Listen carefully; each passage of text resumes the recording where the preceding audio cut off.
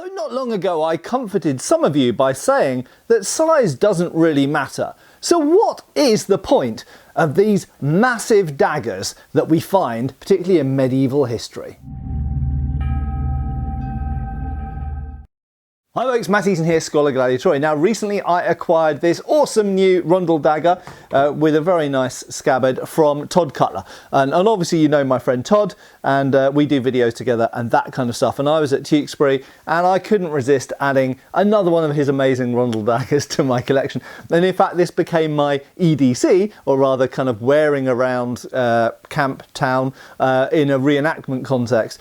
And I chose this large one for a very specific reason, and that was to go with my civilian gear. However, it is absolutely not at all what I would choose for wearing in armour on the battlefield. Why is that? And why did these massive rondel daggers even exist? So first up, why wouldn't I want a massive rondel dagger? Well, quite simply, they get in the way, okay? A more typically sized rondel dagger is eminently more practical for a number of reasons I'm going to go through here. So first of all, it is to do with wearing, deployment and use. Okay, so first of all, wearing should be fairly self-evident. If you're wearing something of this size, you barely even notice it's there, especially in armour.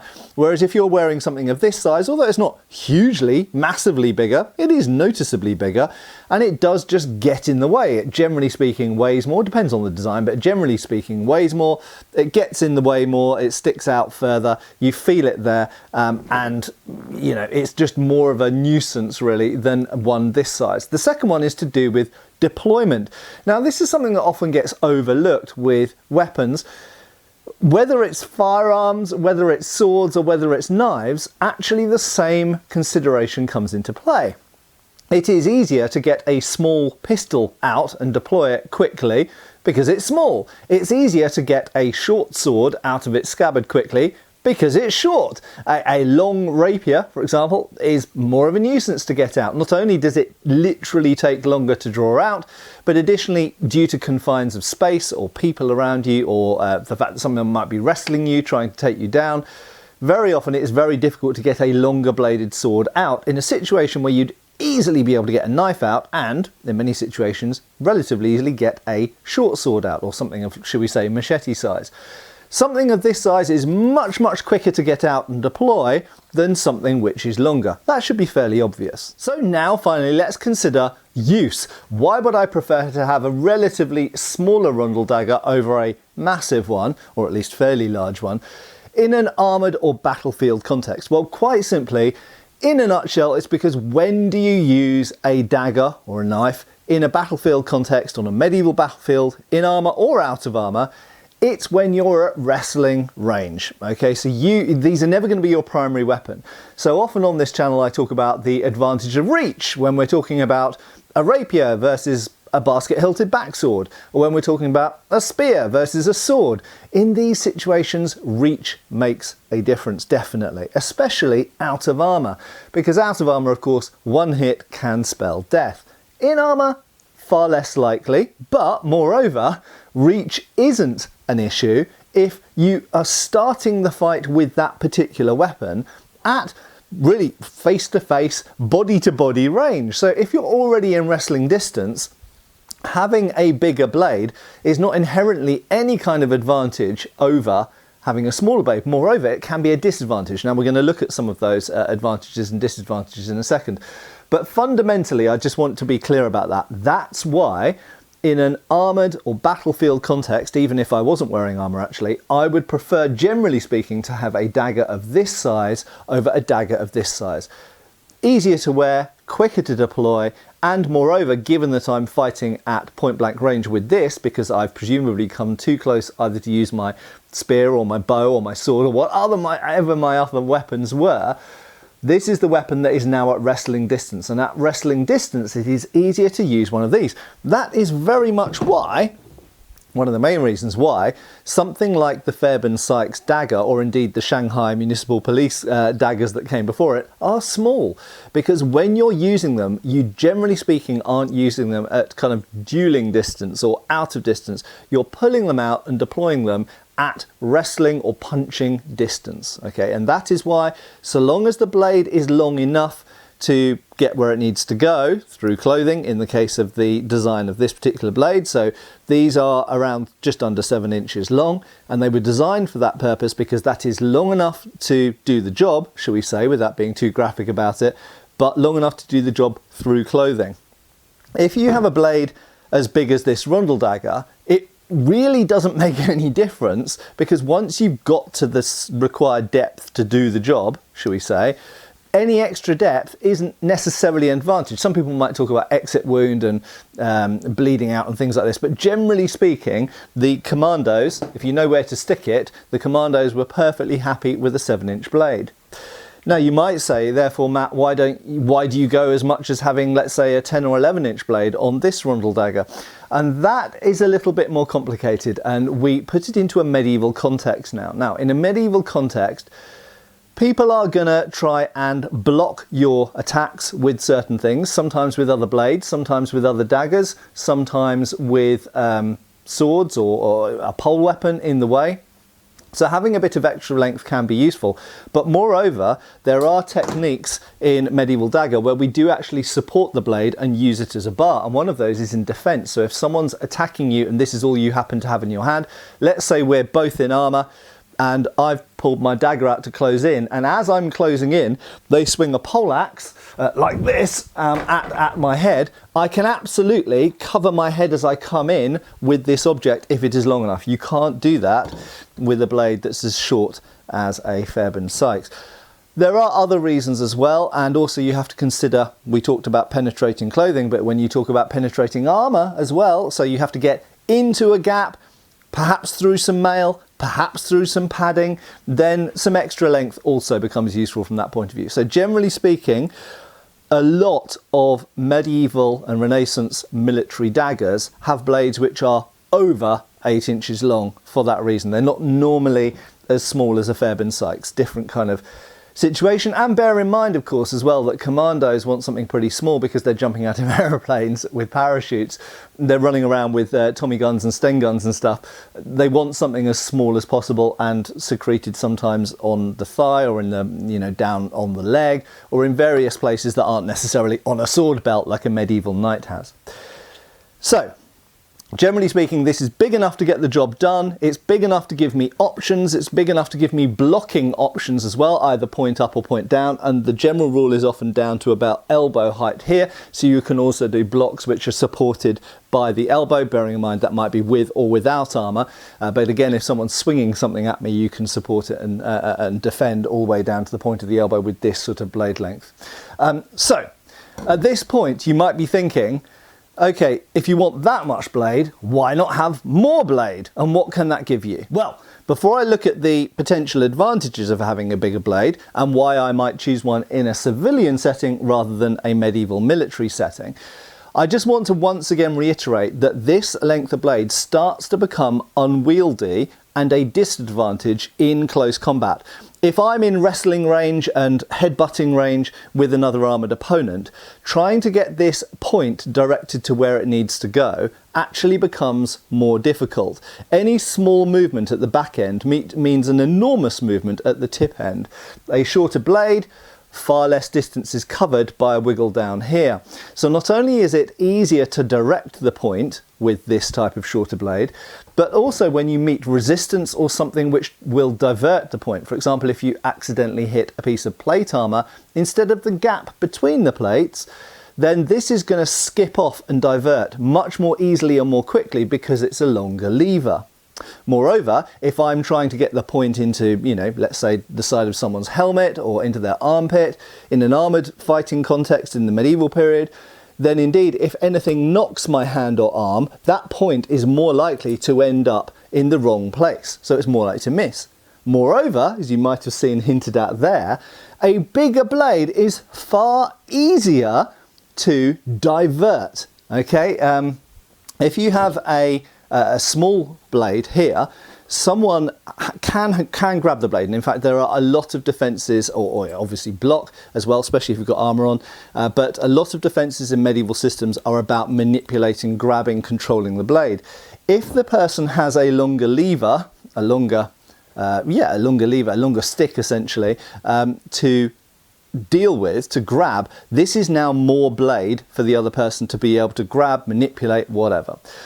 So this has an enormous number of disadvantages in close combat. It's generally more unwieldy. It's in some ways easier to counter. I'll talk about some ways it's actually more difficult to counter in a second. And moreover, if you're on top of someone, either rolling on the ground or standing up, it's far more difficult to get into a gap in armour, or even if you're unarmoured, to get into the place that you want it to be. And it's easier for the opponent to oppose a larger object. Incidentally, whether it's a World War II military context with a commando dagger, or a modern world self-defense context, then smaller blades can actually be harder to deal with, because it's much more difficult to try and grab, block or control them, because they can come in from more, should we say, sudden or aggressive angles, and it's more difficult to see them, it's more difficult to grab them or oppose them or push against them. They're just much more tricksy things. So actually smaller blades, while they might look less intimidating, personally, I often find them more intimidating. And if you spar, for example, in your martial arts classes and use, plastic or nylon versions of these, often you'll find it's far more difficult to oppose the small blade than it is to oppose the larger one. So sometimes on knightly effigies in brasses or in medieval art, in manuscripts, people are shown to have especially large rondel daggers, and occasionally they're shown with very large rondel daggers in armour. But more often they're shown with very large daggers, not always rondel daggers, sometimes they're basillards, in a civilian setting. So there are several things at play here. First of all, you're now talking about an unarmoured context. You're also talking about a context where this might be your primary weapon. Okay, and that's really super important. Many of the people in medieval cities around all over Europe did not wear swords. Now that's contrary to what a lot of people think. People didn't, generally speaking, walk around wearing swords. Even people who legally and socially were allowed to, like knights, often didn't. It just wasn't the socially done thing really until we get into the 16th century.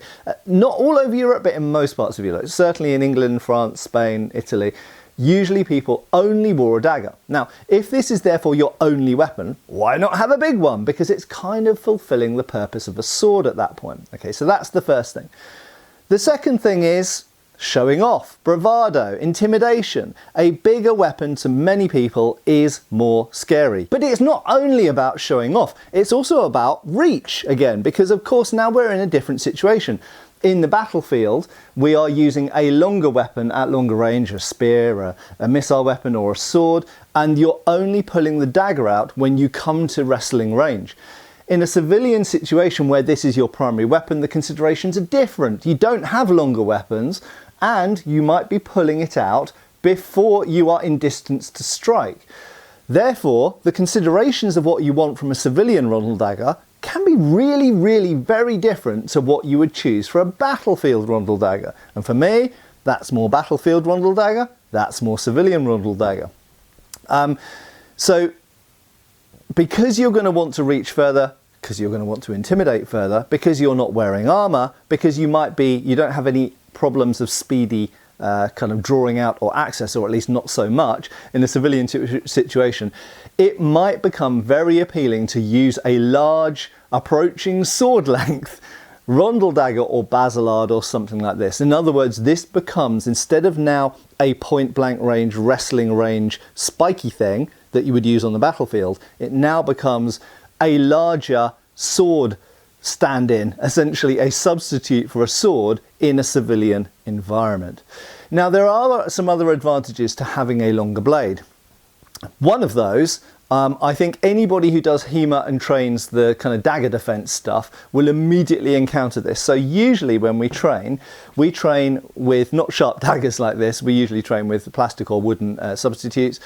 Making sure the blunt side's against my arm here. If something comes in at you here, you might throw the arm or the hand out to intercept the attacking arm. And that's fine with a blade this long, because it keeps it far enough away from you that it doesn't stab you at the same time as you're doing the defense. The longer the blade gets, the more and more risky that gets. And that gets to a point where the blade is long enough that whatever defense you put up, it is creeping over the side here and almost getting you in the side of the head or neck, which is clearly a very bad thing. So it is, in that sense, harder to defend against these large stabbing weapons because your arms aren't going to increase or decrease in length. Your arms have a finite and fixed reach, okay? Whereas as the weapon gets longer, it gets to a point where it becomes more and more difficult to oppose it because of the overreach, as it were, beyond your defences. That being said, the same rule applies as before what I said about grabbing and opposing the blade itself. There is more blade there to oppose, but it's harder to do it out of armour, and it's harder to do it particularly if you're just trying to block the initial incoming attack. Now finally, there is one advantage, one big advantage I would say actually, to large blades, particularly on rondel daggers like this, which I think sometimes gets overlooked. And again, this is something that is particularly specific to civilian unarmoured scenarios. Okay, so generally speaking, most people accept that a rondel dagger is a stabbing implement. Its primary purpose is to poke holes in places that the plate armour isn't. Okay, at point blank range, at wrestling range. However, in an unarmoured civilian environment, while it's not a great hitting weapon or slashing weapon, it can still give blows. So if you have a large blade like this, it is still possible, for example, if someone is attacking, stabbing in with their dagger, to smack the person's incoming arm. And I've talked about this technique when we've looked at Biddle, World War II combatives, when we've looked at Bowie knife training. It is a good standard technique. It's even found actually a bit in the Fairbairn Psych stuff. When an incoming attack is coming in, to actually stab or cut the incoming arm. Okay, I believe what Filipino martial arts would call defanging the snake. Very imaginative title for it, but essentially smack the thing which is coming at you. And we do this in swordsmanship. You find it in Langmesser, you find it in side sword, you find it in sword and buckler, longsword, loads of stuff. Okay, so if an arm is coming in and attacking you holding something, why not hit the arm? Okay, you don't need to block the object, you can actually block the arm, hit the arm, and you can do that with a bigger blade much more easily than you can do it with a shorter blade. And as I say, although this obviously isn't as good slashing or hacking weapon as something like a Basilard or a Bauernwehr or, you know, a kind of Messer would be, nevertheless, you're not going to want to get a hard smack from one of these in the incoming arm. It's really going to ruin your day. It's certainly going to mess up your attack and probably defend the person who does it. So, easier to do it with a larger blade. So, there we go. Without waffling on it anymore, simply to say that overall, on the battlefield, particularly in armour, I would always choose a relatively small rondel dagger, because when you want to deploy it quickly and when you're going to use it at the distance you're going to use it, a shorter blade is easier to use, easier to get into gaps, more difficult to oppose for the other attacker, and once you're in a gap it's easier to control. So a smaller rondel dagger, better in war, I would argue. Most of the time, certainly for an armoured knight. Maybe if you're lightly armed like an archer or something, it might be different.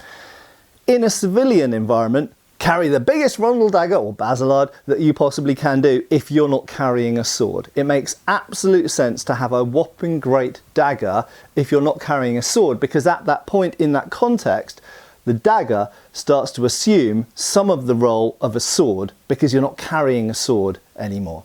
I hope this has been thought-provoking. I'm sure some of you will really vehemently disagree with some things I've said, and that's absolutely cool. I like that. Maybe you'll broaden my mind, maybe you'll change my mind, so get posting down in the comments, and I hope I will see you down there and find some interesting things to learn, maybe things that I overlooked or forgot to mention.